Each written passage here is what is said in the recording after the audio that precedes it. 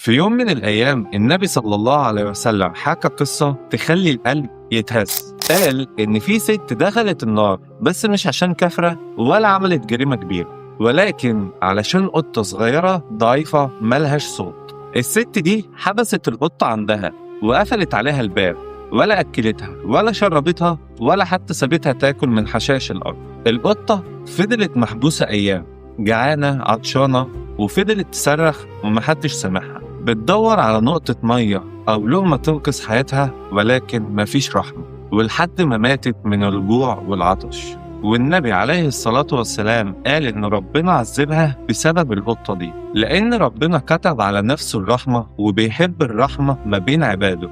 وعشان كده الرحمة مش ضعف، الرحمة نجاة اللي يرحم مخلوق في الأرض. القصة دي بتفكرنا إن كل تصرف صغير ليه وزن، وإن أقسى حاجة ممكن تهلك قلب إنسان مفهوش رحمة. وبس كده، ما تنساش تدعي الوالد بالرحمة. في أمان الله.